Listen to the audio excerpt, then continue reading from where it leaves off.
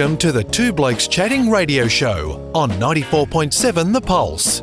Music, interviews, news, and, well, Two Blokes Chatting. Now, here are the two blokes. Hey, I wasn't sure whether you're tearing up about that or tearing up about the excitement that we have coming up by the opportunity to chat to a man from a little town down the highway, Winchelsea, the coach of the Winchelsea Football Club, Brendan Forssman. Welcome to Two Blokes Chatting for 2021. Good morning, boys. How are you going? Excellent. Thank you so much for your time. You've always been very generous with it, Brendan, and we appreciate it. You're a great ambassador not only for your club but the whole GDFL. And your team has, since you've been there, had a level of improvement. It's probably just plateaued to a degree, but you're there or thereabouts, just a little bit short in some areas of what's required to be a finalist. But you're off recruiting, pre-season training underway. How are you thinking 2021 will come for the club?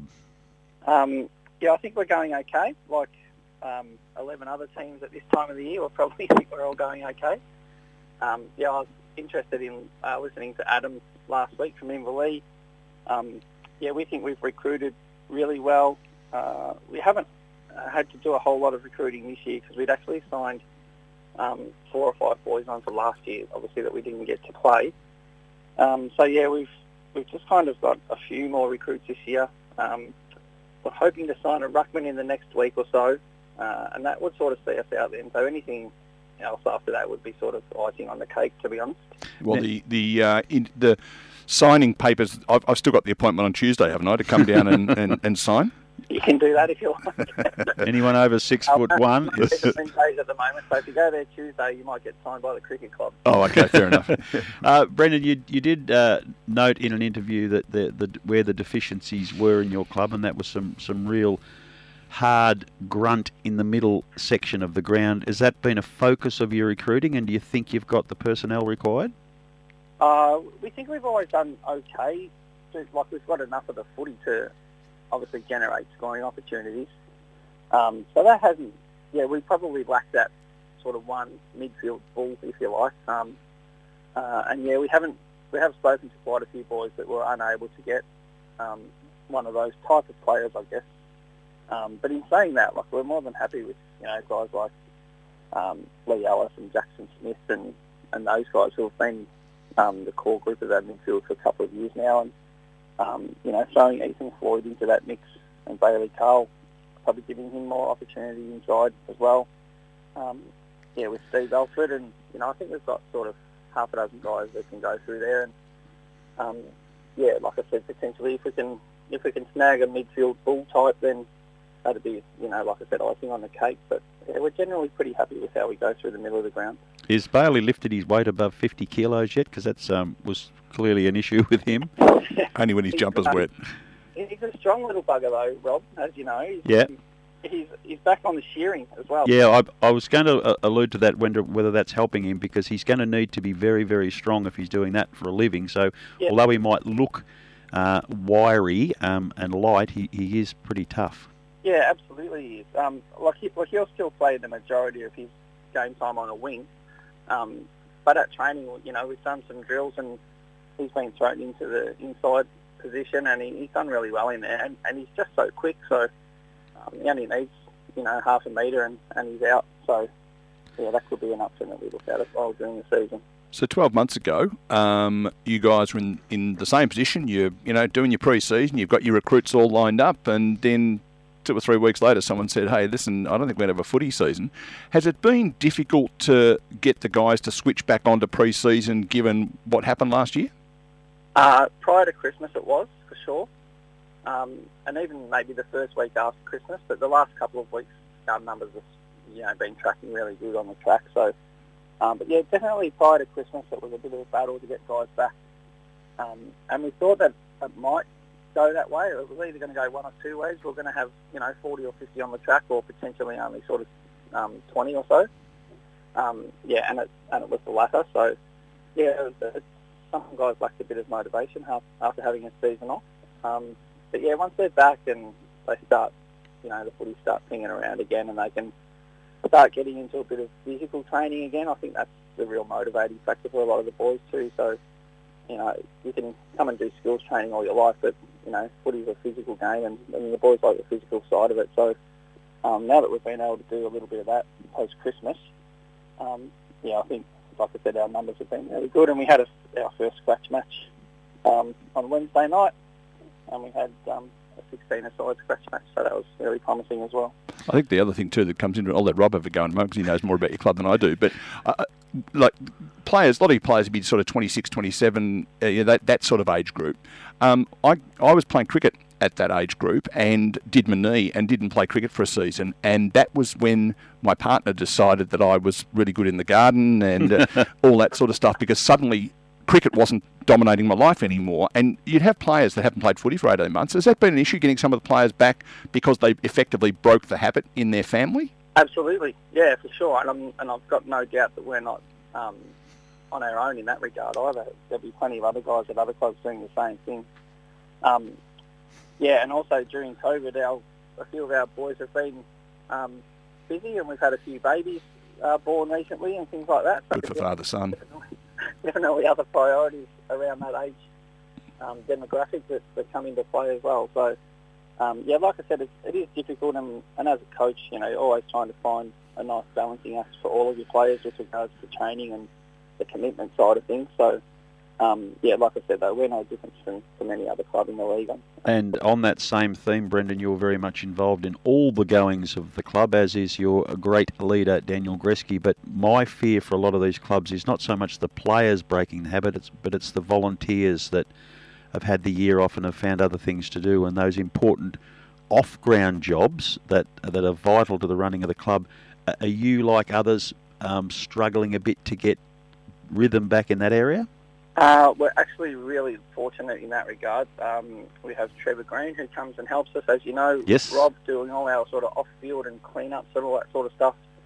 And he's been fantastic. We also have two trainers, Leon and Vince, who are already at training. So, so from the football off-field sort of stuff, we're going okay there. But I totally understand where you're coming from with the volunteers that do all the other things in the kitchen and on match days and things like that. So, hopefully they will really missed it, and they'll look forward to getting back into it as well.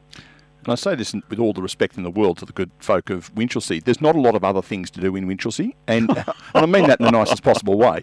But but it becomes part of the community fabric. But in a place like Geelong, you've been involved at the Giants, for example, as the person who works in the kitchen. Not hard to find yourself something else to do in the volunteer world in the heart of Geelong. Whereas Winchelsea, I guess, has got that advantage of being a little bit out there. I mean that in the nicest possible way too. The Winch, Inverleigh, Bannockburn, those sorts of clubs, and Anarchy even more so. Yeah.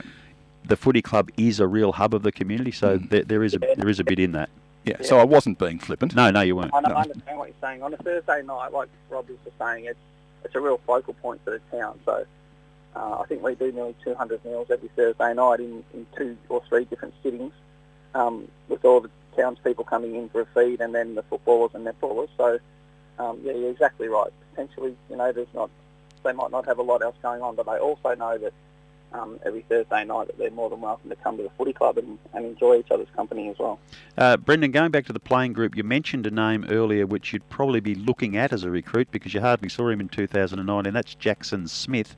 Are you sort of looking at him as more of a recruit rather than a core of the previous year's playing? Yeah, well, on top of our recruits, external recruits, we've got Jacko coming back. He travelled overseas, and in the year prior to that he had a broken wrist. So he hasn't played a lot of footy the last couple of years, and he's as fit as I've ever seen him. He's hit the gym, he's put on some really good size as well. So, so he's flying at the moment.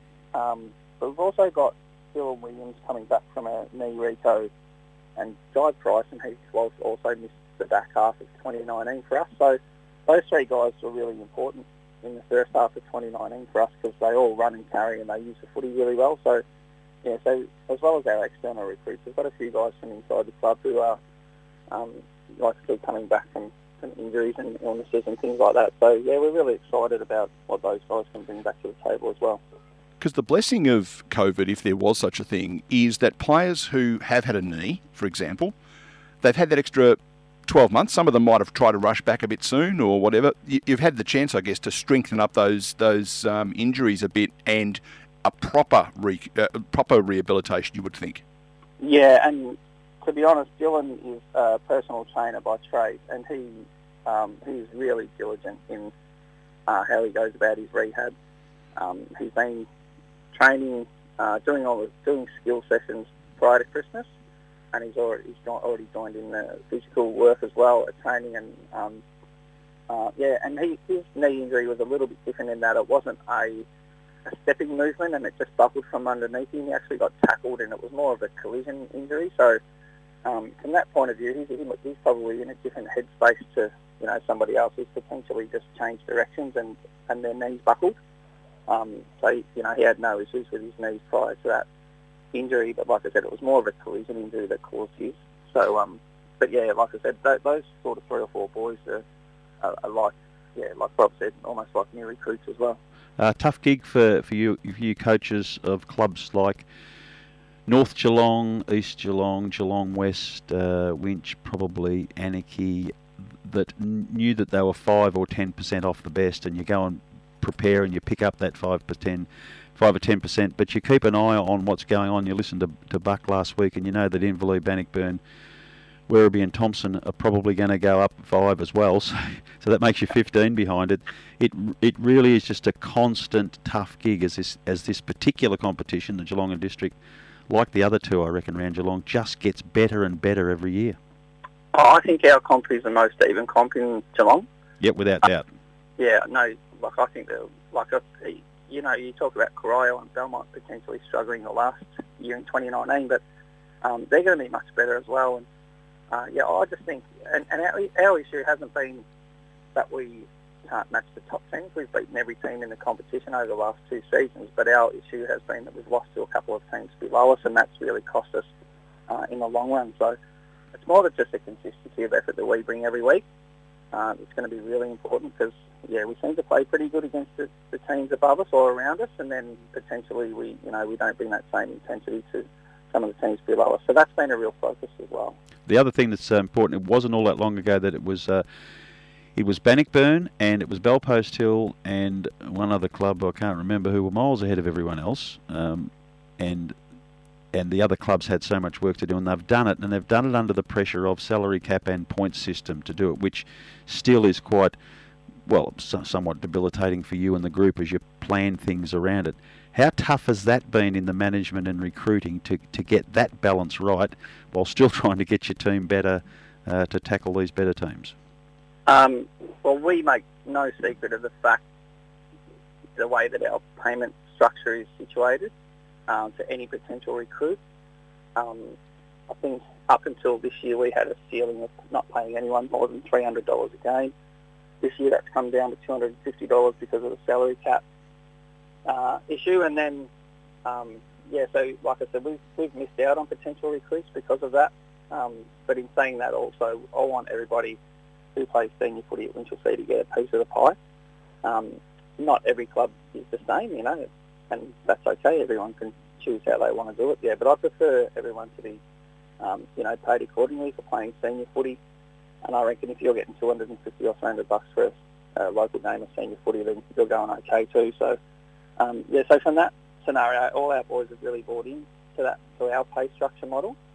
So we've had no issues with that, like I said, and potentially we've missed out on a couple of recruits because of it, but that's okay. I'd rather guys who are there for the right reasons than just there to put cash in their pocket and be there for potentially 1 or 2 years and then disappear anyway.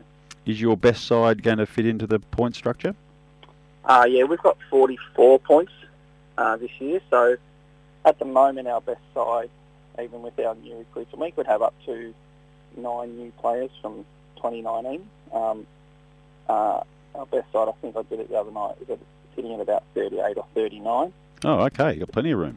We've still got scope to, like I said, if we can snare a ruckman and potentially another recruit in the next few weeks, then we've still got room to fit them in as well. There are Winchelsea players all over the place listening to this going, my best side with me, and it's got 41. They're sitting there doing the maths at the minute. Yeah, I'm not sure how many of the boys actually go into it that far. I just leave it up to the coaches. Well, there's nothing else to do in Winchelsea. I've already said that once today. Brendan, thanks again for your time and best wishes. I know that we will be speaking to you again through the year. You always make yourself available, and I enjoy your in-depth and really honest chats, and we appreciate your time again. No worries at all, Rob. Anytime. Good on you, mate. All the best. Thanks, Brendan. Thank you. Is Brendan Forssman, the senior coach of the Winchelsea Football Club.